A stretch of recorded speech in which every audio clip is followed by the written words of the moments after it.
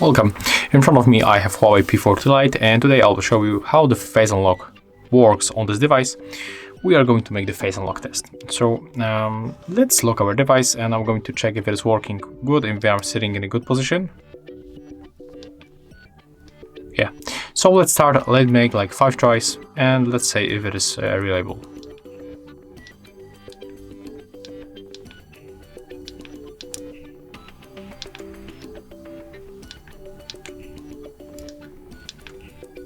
So as you can see, it works really good. It unlocks our smartphone every time, and it is fast, right? But definitely the fingerprint sensor works like flashlight. Check it out. So if you wonder which one biometrics unlock choose, definitely go for the fingerprint. It's much faster. And yeah, that's how the face unlock works on the P40 Lite, and that's how we can compare it to the fingerprint.